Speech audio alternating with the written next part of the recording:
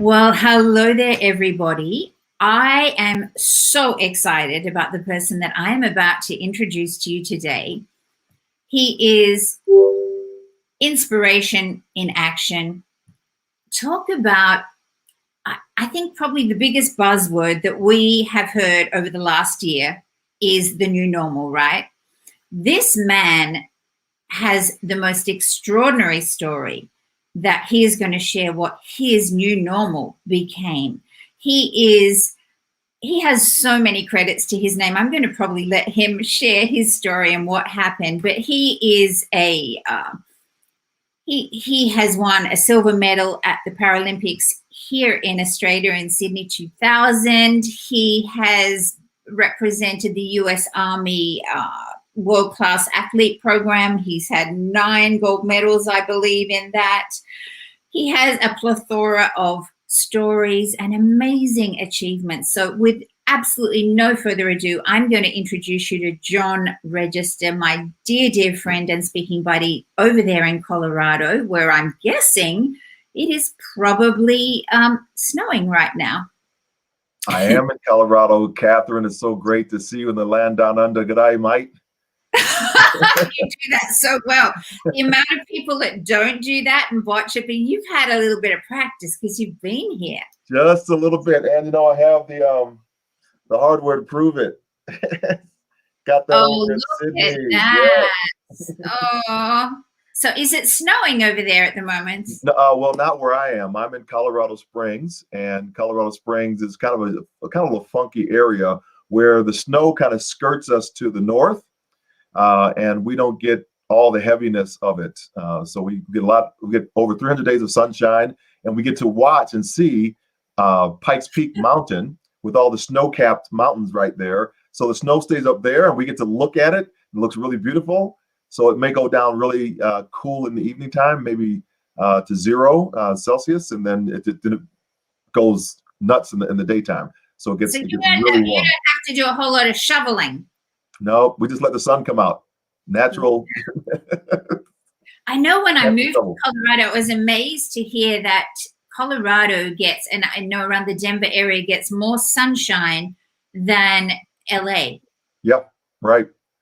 Yeah, it's I guess because of how the airstream works, we just don't get all the cloud cover. It's really, we're high elevation. It's kind of like a high desert almost. Yeah, a mile high.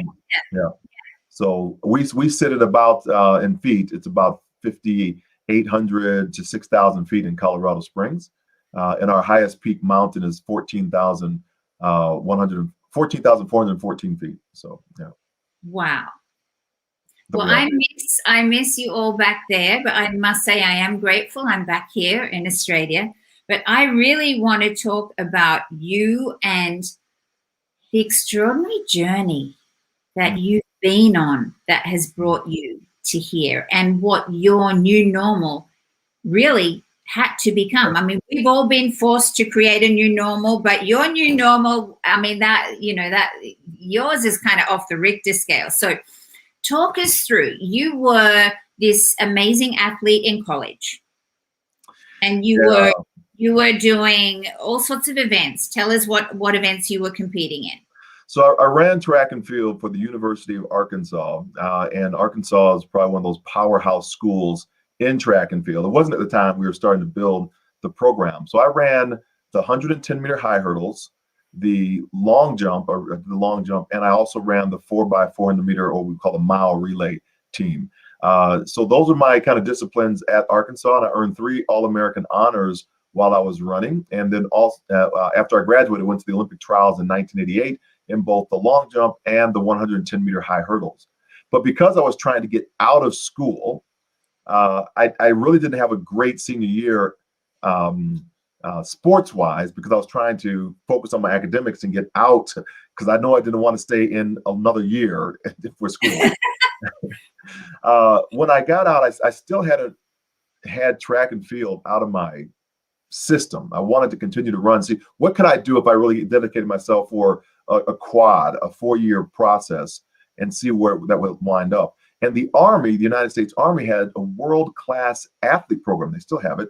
And it allows a soldier athlete to train for the Olympic Games prior to the next games coming. All you have to do is have a recommendation by your national governing body of sport. Well, I was in the Olympic trials in 2 different sports. I said, I can make that. I should be able to do that. Just no brainer. Let me just see if I can make that team. And I did. I went into the military.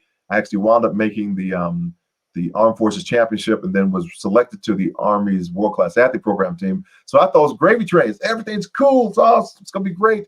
And then Saddam Hussein started getting wild over in in the Gulf region, Southwest Asia.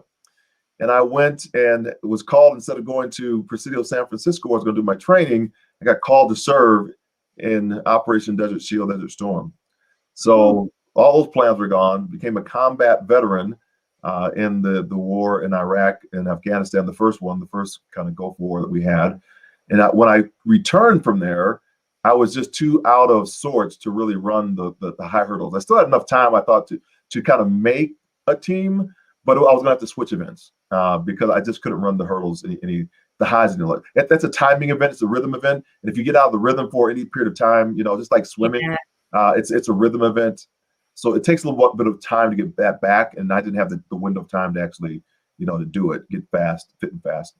So I switched to 400-meter hurdles, which is one time around the track over 10 obstacles spaced 35 meters apart, with a 45-meter run into the first hurdle and a 40-meter run off of the last hurdle.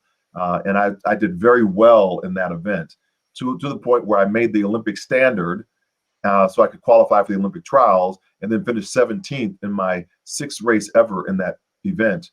And I knew that was my race. So I was going to give myself another 4 years in the military, and then I was going to just put the hammer down and try to become one of the top 3 Americans to make the Olympic Games, which would have been this time in Atlanta, Georgia, competing on my home soil in the United States. And was that going to be what year would that have been? The 1996? 96 was Atlanta. Yep.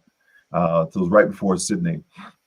And as I was training, Catherine, I was on top of the world, really. I loved the military. It was fantastic.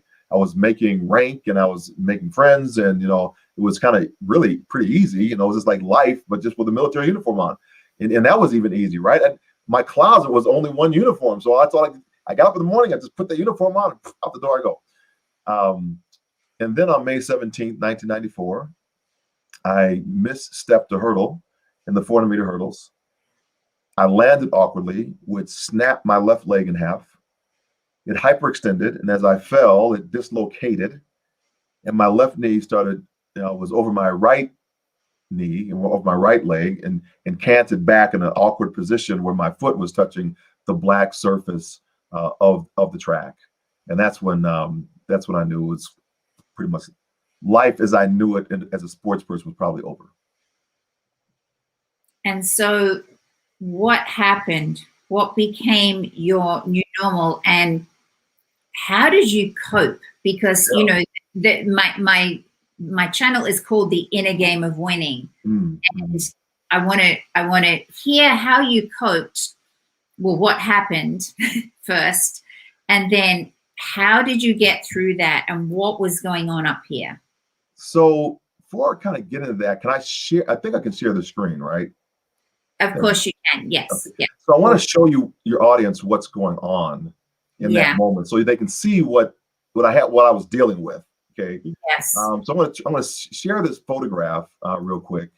If you can just kind of push that up there. And see what's going on in this photograph is you'll see my foot is on the black surface of the track. If you come up the shin bone, that's where you'll see the protruding of the femur, the head of the femur, trying to push out from the leg. That looks like an elbow, but it's not. It's the dislocation of the knee. Ugh. And my patella is in the discolored, about 3 inches kind of downward to the south of that, where that head of the femur bone is. On the bottom left of the picture, you see my head. My friend Dino, his head is on my head. Ben Curigan has his hand cradle underneath my head. And I'm supposed to go to officer candidate school with him. And then if you see the person with the watch on, her name is Roz, and she's holding on to my hand. And I have no idea whose ashy legs those are with the Bermuda shorts. So Can't see that. So that's kind of gives you a picture of what it is. And then I'll chat with you about this new normal mindset. So you get rid of that screen now for. Oopsie, sorry, I could have done that. I'm learning No, that. It's all good. It's good to talk There we about go. There's a better picture, but yeah, okay. So we're going to take that one off. Wow. So the new normal, right, is this. A lot of people are sick of the term the new normal. And I get it. I understand why, because they're using it in two different ways, primarily. One is saying a past statement. I can't wait till we get back to normal. Yeah. That's one way we say it. That's the way the mind's thinking. The second way the mind's thinking about it is this. Well, I guess this is our new normal. It's a present state, but there's nothing else I can do about it. So I might as well just suffer through the new normal. And that's really not what it is. In my life, I was going down kind of this downward spiral of identity. Who am I now? How am I showing up? Is my wife going to stick around? Will my son still see me as his dad with this new amputated leg? And that's really not what I was saying. Because my wife comes over, she says to me, you know what, John, we're going to get through this together. It's just our new normal. So I've been using the term the new normal since 2020. Your wife has been using this term way before anyone else on the way planet. Before. I should have marketed it or got an idea. Yes, you could have trademarked this thing. Trademark it. So I've been using this term since 2000, right? At least before that, 1994, 1995, I've been using this term. And so I realized, like, the Olympic motto of Sidious, Altius, Fortius, swifter, higher, stronger, that those words that were penned in 776 BC and have been inspiring Olympians and Paralympians since that time are not written in the superlative of the word. It's not the highest form of the word. It's not swiftest, highest, or strongest. But the words are written with this ER stem ending, that we can have the best performance and be the swiftest today, yet we can be swifter tomorrow. We can jump the highest today and jump higher tomorrow. We can lift the heaviest weight today, lift heavier weight tomorrow. And so I ask, you in the audience, though, what is your ER stem ending? That's going to push you to the next level. Because if Olympians and Paralympians are training 4 years from today, the way they're training today, they've already lost the gold medal.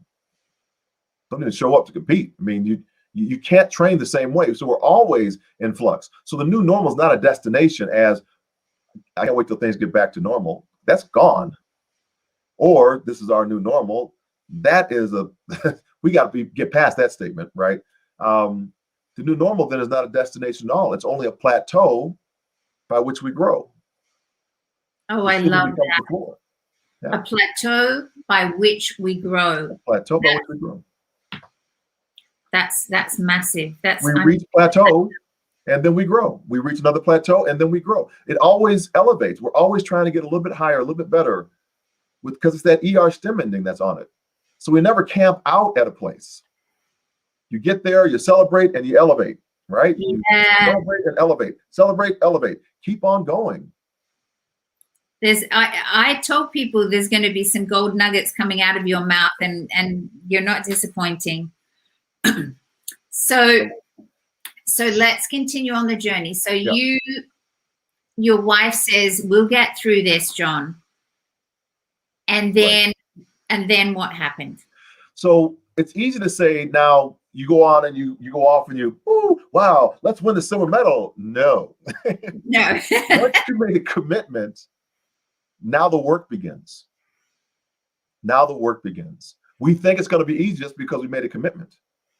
I often will say to audiences when I'm speaking that we have this vision, right? We get a glimpse of truth. We get a glimpse of the truth, what can happen in our life, but it's not all the way there. It's not formulated.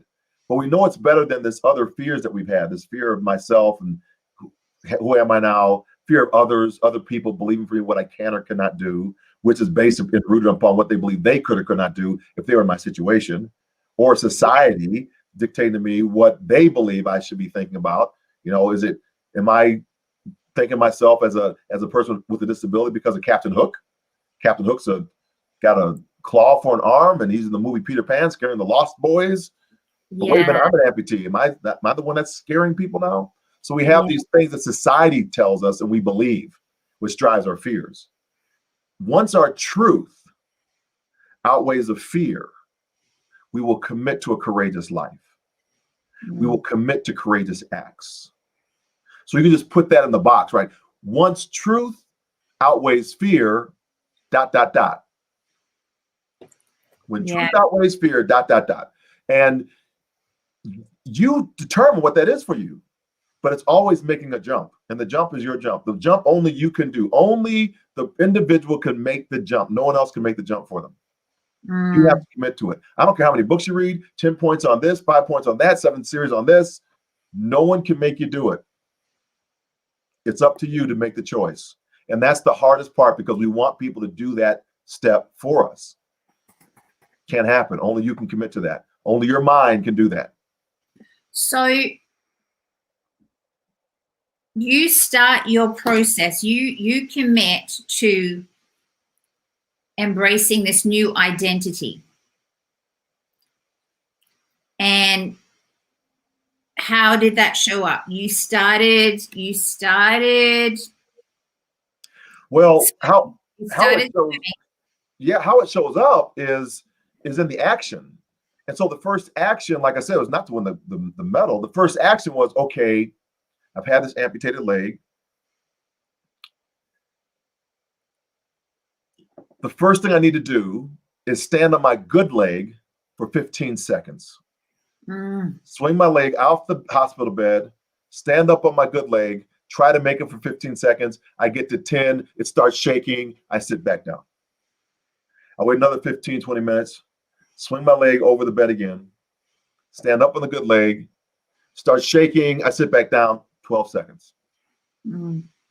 Another 15, 20 minutes. I swing my leg back over the bed, stand up, start shaking, 18 seconds. Celebrate, new goal, 30 seconds. Yeah. Learn how to manipulate a wheelchair.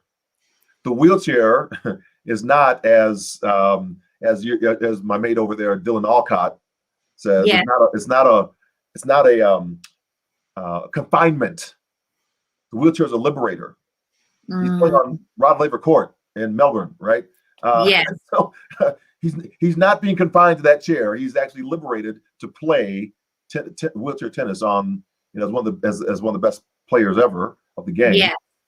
In his chair, right? So it's a liberator. It's liberated him to have talk shows. It's liberated him to have to be on, to meet the prime minister. It's liberated him to do all types of things with get skilled access, right? Yeah. Around the world. And so the wheelchair doesn't confine us. So we have to stop using those terminologies. Oh, I'm so sorry that you're confined to your wheelchair. No, I had to learn how to manipulate the wheelchair so I could actually make it to my prosthetic appointments. Yeah. And then when I get to the prosthetic appointment, now I have to learn how to don an artificial leg. And I have to walk between the parallel bars to make sure I'm safe. And then from the parallel bars to 4-bar walker. So I can walk around the hospital with this walker. So I'm safe. And then from the walker to crutches. And then from the crutches to a cane. And from the cane to free walking. And then free walking, I learned how to swim. And then from swimming, learning how to run. And running to jumping. Jumping then to a silver medal. That process took 6 years. Hold on a minute. You just bypassed something really I found fascinating when I was reading all about your story, John, and that is you were swimming as part of your rehabilitation. Yeah. And didn't your coach say, hey, have you considered trying out for the US Paralympic team? Yeah, well, he did. He said, have you considered the Paralympic Games? And I was like, what's that? Had no idea what this was. I was swimming for physical therapy, but had no idea there was this parallel path of athletic and sport. Why would I have known about that? True. It's not a household name. I'm thinking maybe Special Olympics. That's a household name. But why parallel? I don't even know what that even means. Paraplegics. Maybe this is for people in wheelchairs. So it's not. It's actually the parallel games to the Olympics. Yes. Who knew? So well, here I am in Australia, but you clearly didn't. Yeah. I did not know. I mean, it's been going on since 1960. it's 1948 it starts, but 1960 the first games in Rome. But I don't know about that because that's not my world. Yes, your focus was on the Olympics. The Olympics, right? I don't know there's another opportunity out there. I know Special Olympics, that's because I've seen that, but I haven't seen this. So what happened? So what happened? I get faster and faster in the water. So I'm not going to make the Paralympic swim team. That's an out. I'm not going to do it because I need to shave off 7 seconds off my swim time. I need a 106 flat to make the team. And I wind up training in the water, getting faster and faster. My goal was to make the trials, just to make the trial standard, because that would give me a mark. It would just give me an azimuth to shoot to get better and back in shape. So I go to the swim trials. I'm doing all this. Here's a great thing for the mind. When I was training, I was using all my hurdle techniques for the pool of going over races in my mind. So I close my eyes and do mental races, visualization techniques. And I kept getting faster in the water as I would, use my stop clock, and I would time myself every race for 100 meters. And I was getting faster and faster. I would get in the water. I was getting faster too. And so I swam not 106, but I swam 106.01 for the 100 meters. I was ecstatic. I was like, oh my gosh, I went 7 seconds faster than when I first got in the pool. I was like all the charts. I can't believe I just did that. I didn't really know how to swim that great, right? And I got a coach and I started learning and I started studying and shaved 7 seconds off 100 meters. 7 seconds off 100 is extraordinary. It's extraordinary. I peak performance coached a beautiful dwarf swimmer, and she shaved 6 seconds off her 200 meters individual medley. And her coach came to me and said, Catherine, I don't know what you're doing, but please, come work with my elite squad, because 6 seconds off that sort of an event is unheard of. Right. And so, what you were doing and what I'm doing with athletes is very, very similar. And so I just love this, because people don't, they go, how can that happen? But it can, because of visualizing. Tell me about how you visualize, because people visualize differently depending on their learning style. Are you primarily a visual person? I am a visual person. When I have to see things and I pull pieces together, right? So I'm very visual. But what I do now in anything, if I'm going out for a speech, I'll ask to see the room. Send me a snapshot of the room first. Yes. Not from the stage going this, looking at the stage, but the stage out to the audience. So I want to see what I'm going to be seeing. You're going to be seeing. Where's the exit sign? Where is the aisles? How's it going to be set up? Is it in rounds? Is it eights? All those things I have in my head of where people are going to be positioned, so I can see that.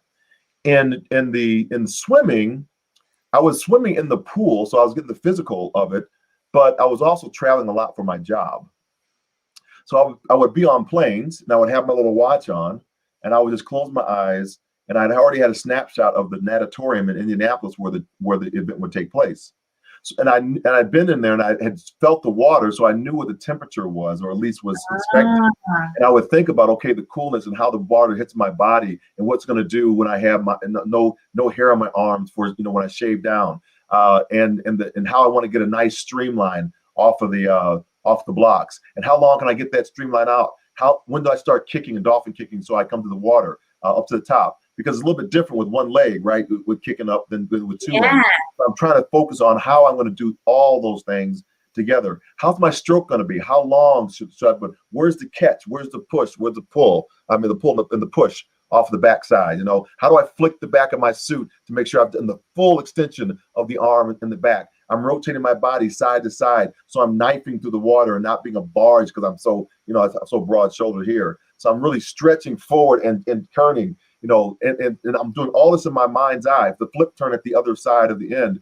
And I always have my eyes closed. I'm hearing the rush of the water going through my ears. And then I get to the end and I stop my watch, right? I touch the wall, I stop the watch.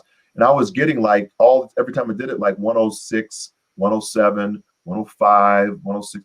And it just came to be that when I went to the pool that day, to try to qualify for the Paralympic Games, that I swam that 106.01. And I attribute it to, I did get in the water and I had to swim, but the visualization technique had me swim more races and get those reps in more than I could have ever done. The interesting thing, which I did not know, because I left. I left before the team was named because I didn't think I made it, right? But in the 100-meter dash, I mean, 100-meter freestyle, or in a 100-meter race, the flip turn at the other end actually counts as a bona fide time for an event. So I actually had a time that was underneath the qualifying time in the 50 meters. So I legitimately made the team, and the coaches picked me up for the relay. Amazing. I didn't even know. What I loved about when you were describing how you visualize, because I think this is really important for people to know. Yes, you are primarily visual, but you covered all the senses. What you were seeing, what you were hearing, how you were feeling, and all the auditory digital details. All the details of where your body was, how it was, what the turn looked like, all those things. And I think that's where people don't understand. They go, oh, I'm not very visual, I can't visualize. You've got to try to find the ways that you visualize best, but to cover all the senses. You know, what's the one that jump starts you? For me, it's kinesthetic. I've got to start with feeling, then go visual. You maybe go visual, then kinesthetic, auditory digital, whatever. But I think that we've got to put all of those in and tie them up with a bow when we're visualizing, because as tiny babies, we are all of those senses.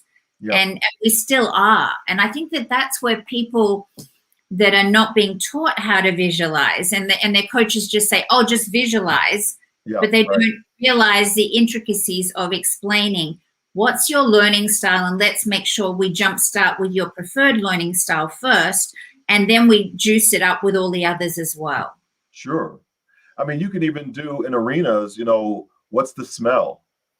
Yes. Is it popcorn? Is it hot dogs? Is it, you know, I don't know, whatever the smell might be in there. The chlorine in the water or the bromide, whatever it is. And the taste, exactly, the taste of the chlorine and the taste of success. And yeah.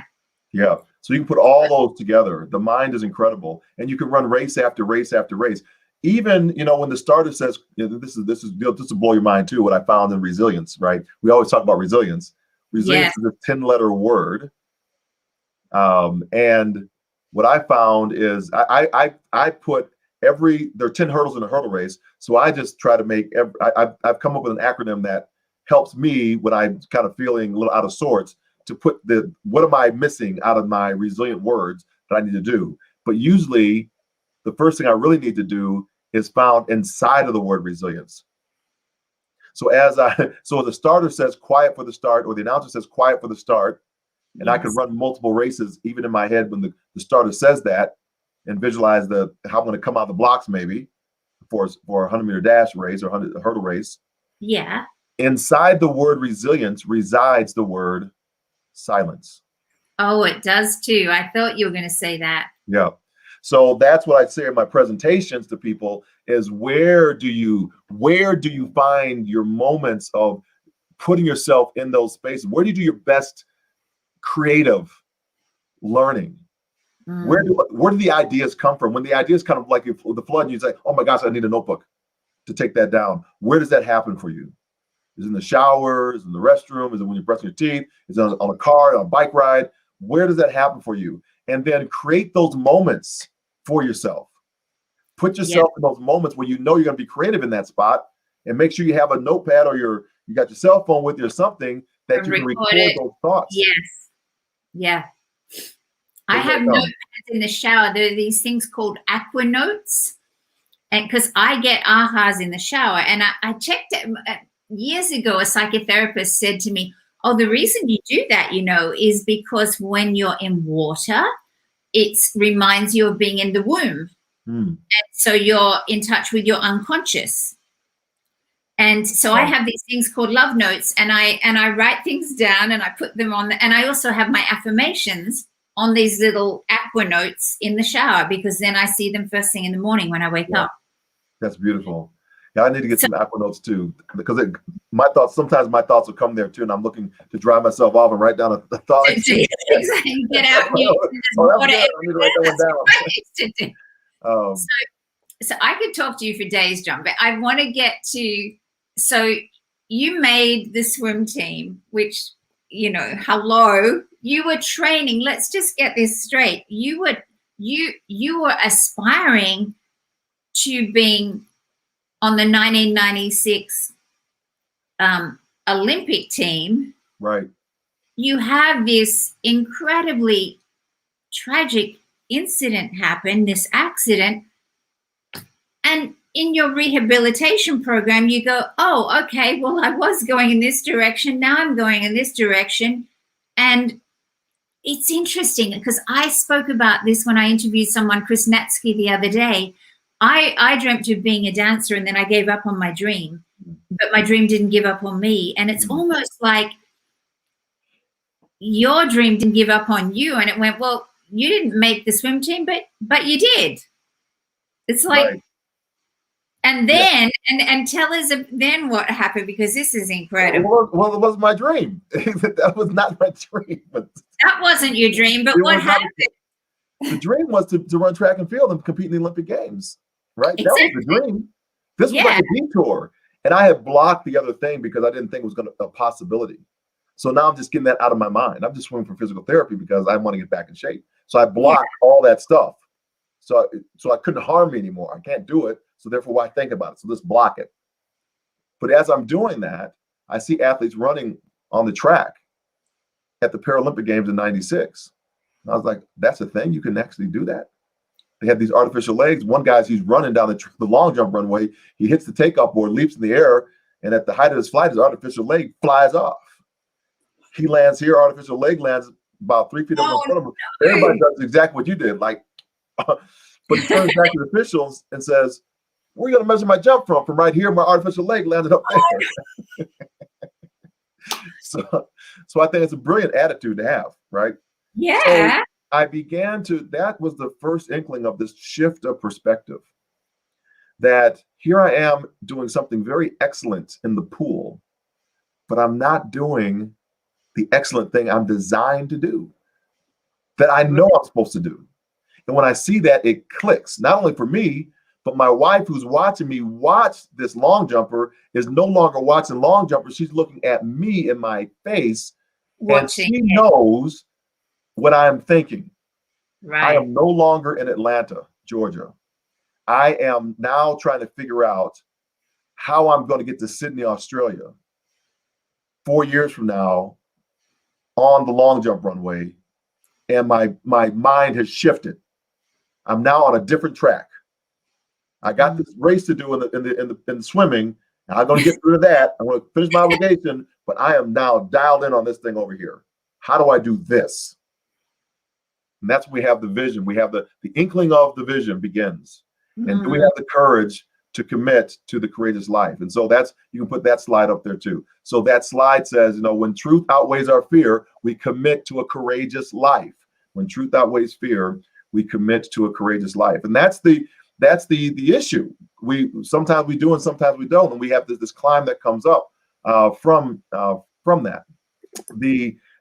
When I start training, there's some things that I have to have in the kit bag in order to elevate. I don't know how to run on artificial leg, so I have to relearn how to run. I don't know how to jump, run or jump. So I'm learning this artificial leg process, and that took about 2 years to learn all of those things so I could actually put it together in the final year that I was training in order to try to make the team. And I got fit, I got fast, and I realized that something else that I didn't know, that because I was a true above knee amputee, that means my leg is missing above my knee, and not a through the knee amputee, which means the leg is kind of is amputated kind of through the knee joint. You still don't have a knee joint to operate, but you have a platform which you can weight bear on. Right. And in biomechanics, if you have a shorter lever that can pound the ground faster, you can turn over faster, you get more stride length, more stride frequency.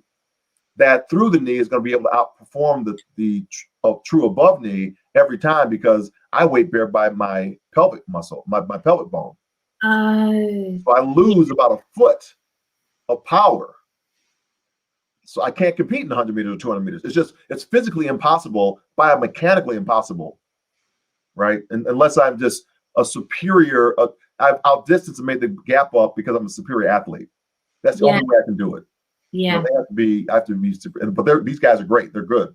Earl Connor, all the from Canada, you got Lucas Christian from Switzerland. These guys have been competing for a long time. So they know their equipment, but they don't know how to long jump.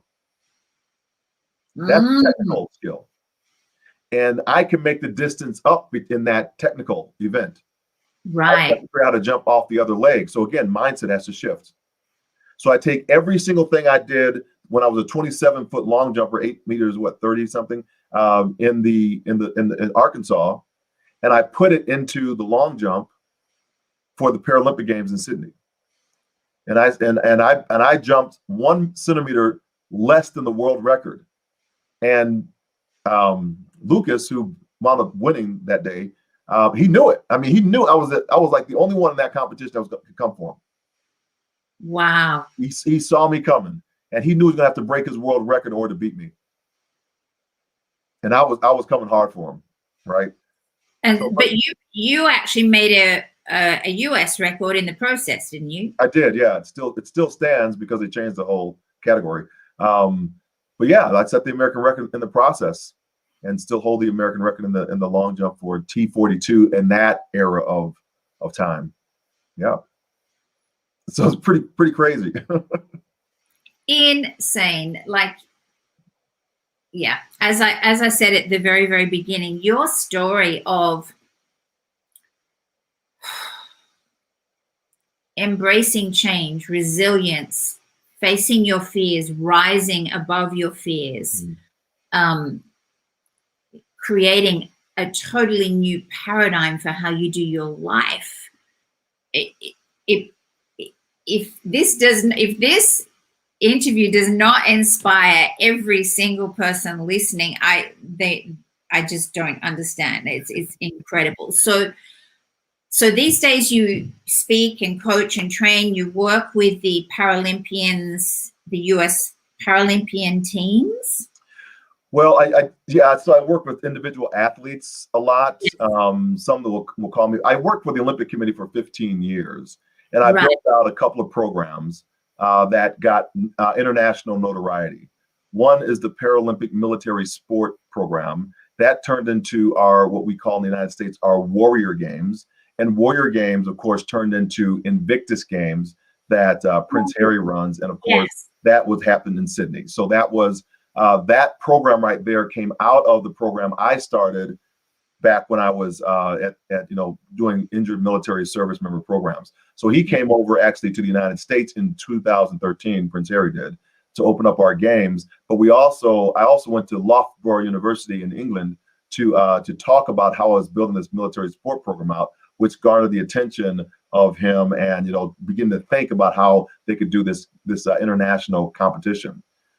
Because my goal has always been kind of larger than the Invictus Games of what I wanted to do.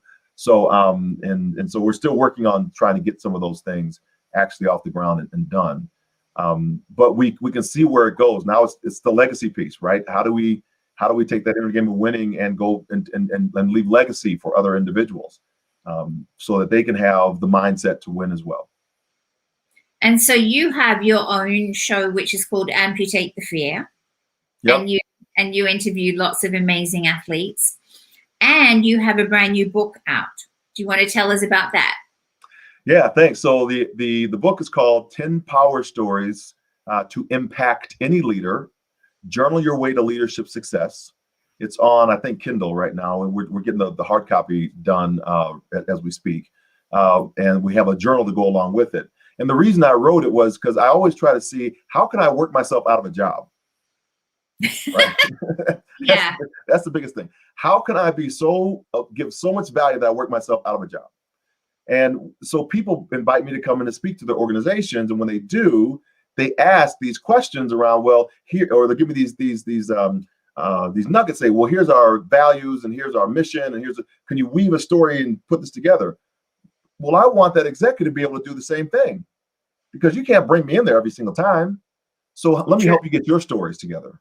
So I'll start with a group of my 10 stories, and I have at the end of that chapter, here's some suggestions that you can do of what you heard that might spark a story that you know, so that when a period of trauma comes, like COVID, race relations, or whatever it might be, political, you have a story that you now can bring forward, and you don't need me to come in there and talk about it. I might be able to come in an accident, but you have the story that you know that you can tell right in the moment, and you got to rehearse. It's done, and you become the leader because that's who you're supposed to be in that area. Yeah. So that's the 10 power stories to impact any leader, and that's why I wrote that book during COVID.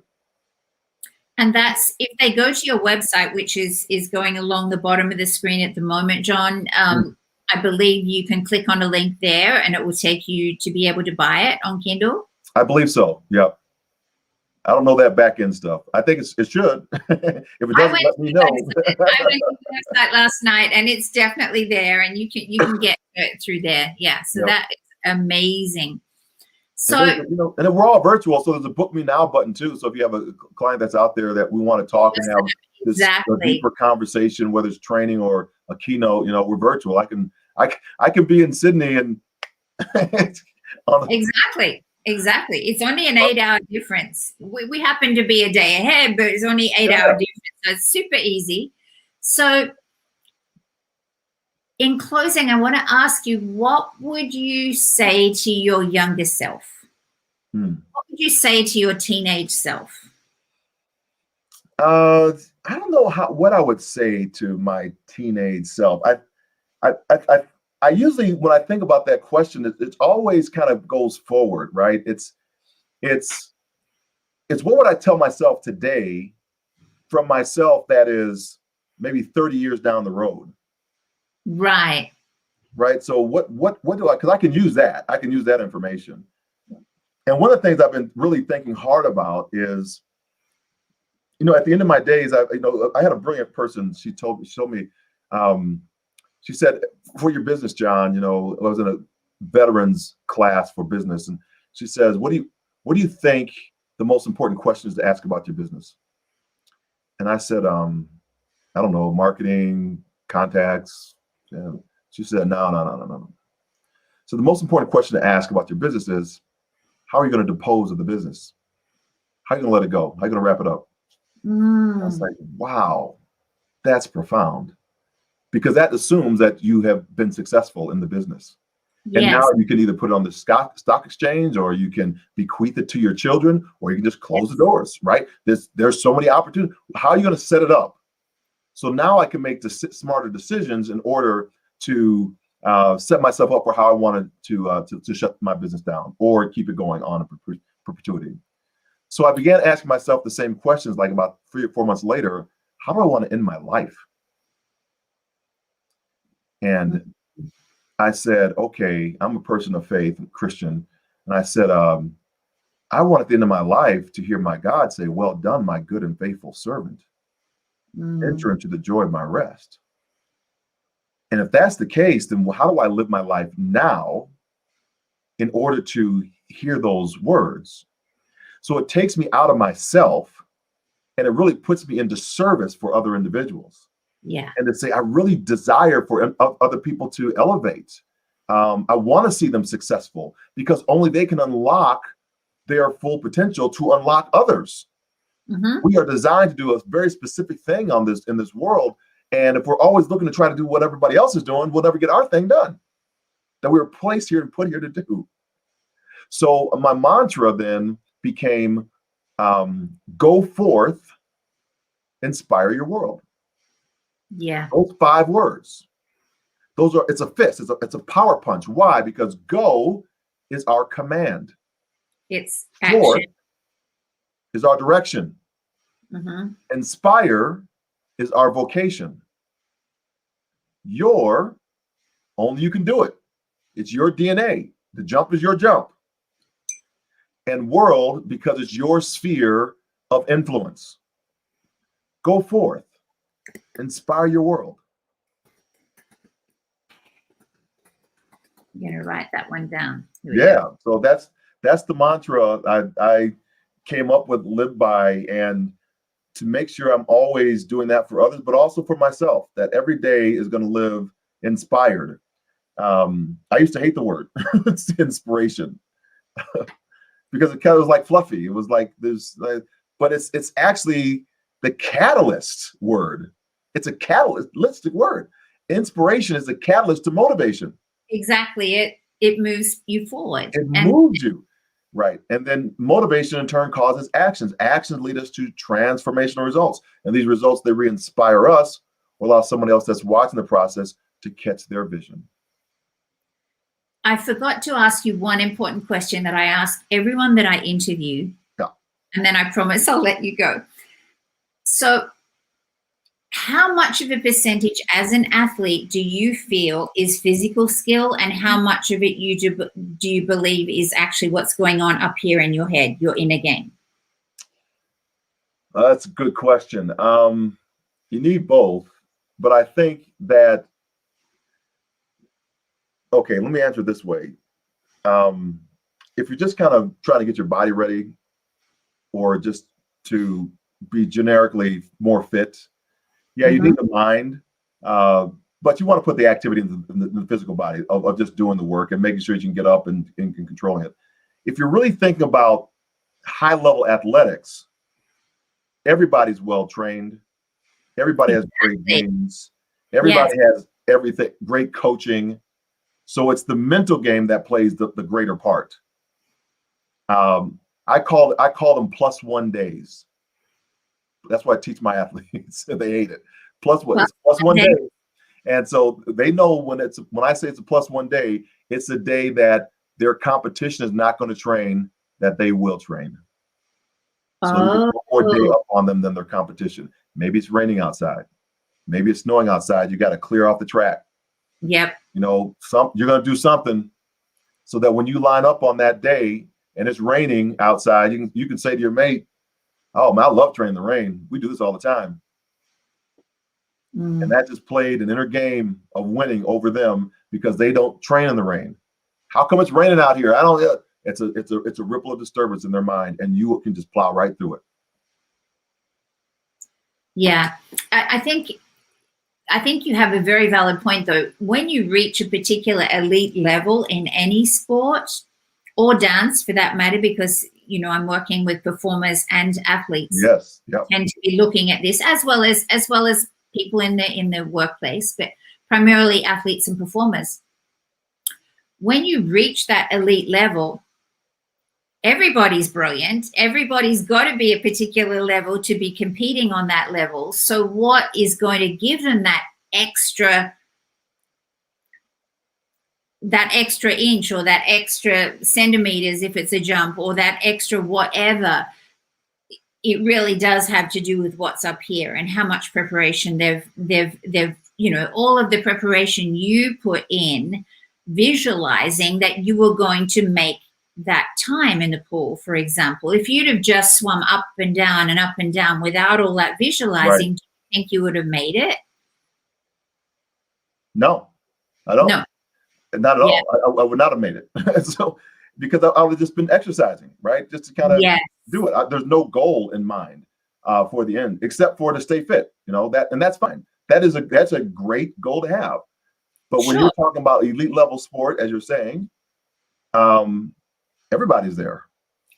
So to different 9 people that make a final. And the others, anybody can win. It's and they're all are high level. So anyone can win on the given day. What makes first, second, and third? What's the mindset to win first, second, and third? Yeah. Because most people that go to the Olympic Games and Paralympic Games, they don't win a medal. They just show up. They're the best in their countries, and they won't even win a medal. Not one. You know how difficult it is to win? You know what the percentage is? It's like less than a 0.% of those that start out to win a medal in an event. Wow. So what's the mindset that says that you will do that? And then you take the gold medalists. I think sometimes it's you want to have your performance always be elevated, right? So the standard, the normal is always higher than everybody else's. Right? You know what par is. and I want to keep on raising par in my mind, or in my performance. I want to make sure that on a bad day, I'm setting world records, or at least American records, Australian records, and on a good day, the world record's gone. So that's when you start. You're not starting, hey, I just showed up. No, we're starting at what the standard is. The last, you look at the last 3 performances that won the medal, and we say that's my benchmark.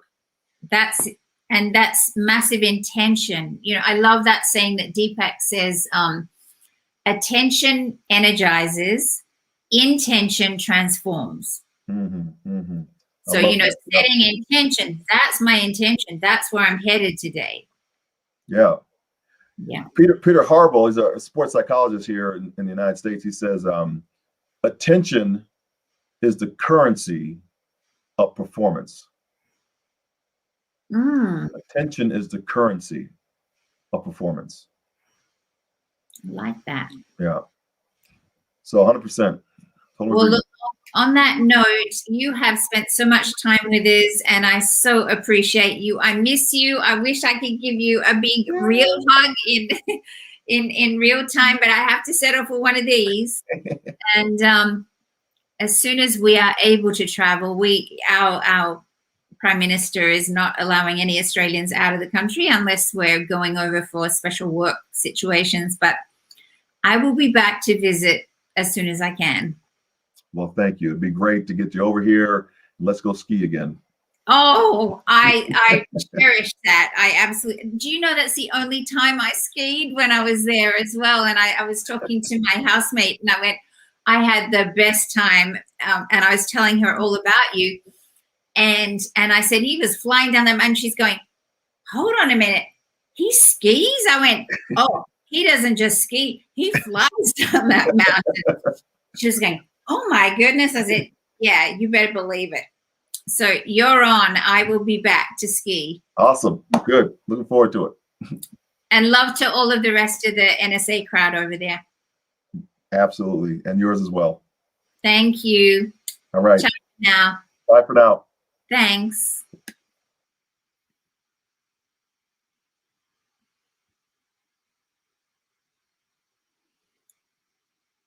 Wow. How amazing was that?